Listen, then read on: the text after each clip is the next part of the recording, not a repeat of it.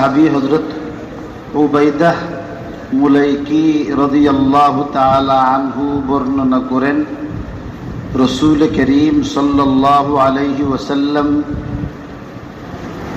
ইরশাদ করেন, আল্লাহর রাসূল সমস্ত উম্মতে মুহাম্মদিয়াকে সম্বোধন করে বলছেন, ইয়া আহলাল কোরআন, হে কোরআনওয়ালা সম্প্রদায়,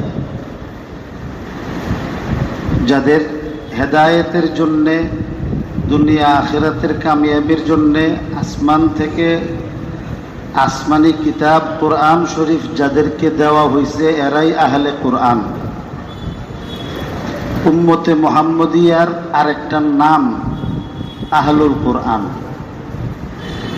উম্মতে মুহাম্মদিয়ার একটা পরিচয় হইল খায়রে উম্মত। সমস্ত উম্মতের মধ্যে শ্রেষ্ঠ উম্মত হইল উম্মতে মুহাম্মদিয়া, নবীজির আখিরি নবী, সর্বশেষ সর্বশ্রেষ্ঠ নবী মুহাম্মদুর রাসূলুল্লাহর উম্মতি। আল্লাহ বলছেন, কুনতুম খায়রা উম্মাতিন, এই উম্মতকে শ্রেষ্ঠ উম্মত বলছেন। এই উম্মতের আরেকটা নাম হইল আখিরি উম্মত। আখিরি উম্মত মানে এরপরে আল্লাহ তাআলা নতুন কোন সম্প্রদায়, কোন নবীর অনুসারী পৃথিবীর বুকে পাঠাইবেন না, পাঠানোর কোনো ব্যবস্থা নাই, আল্লাহ সব ক্লোজ করে দিয়েছেন। এই উম্মতের আরেকটা পরিচয় হইল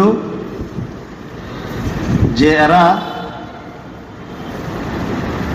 নবীওয়ালা কামের জিম্মাদার।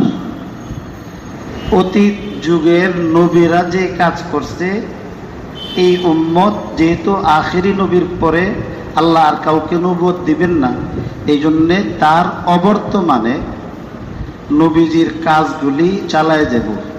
আল আমিরুনা বিল মারুফ ওয়ান নাহুনা আনিল মুনকার, সৎ কাজে এই উম্মত আদেশ দেয়, অসৎ কাজে কি করে বাধা দেয়। এই উম্মতের একটা পরিচয় এখানে বলছেন যে কোরআনওয়ালা, কারণ আল্লাহ তাআলা উম্মতে মুহাম্মদিয়া ব্যতীত ইতিপূর্বের কোনো উম্মতকে আল্লাহ তাআলা আসমান থেকে কোরআন শরীফ হেদায়েতের জন্য দান করেন নাই। কেউ তাওরীত পাইছে, কেউ জবুর পাইছে, কেউ ইনজিল পাইছে, কেউ বিভিন্ন সহিফা পাইছে, কিন্তু আমাদের নবী যেমন শ্রেষ্ঠ নবী ছিলেন, তা আসমানি কিতাবের মধ্যে সর্বশ্রেষ্ঠ কিতাব কোরআন শরীফ আল্লাহ তাআলা আমাদের নবীকে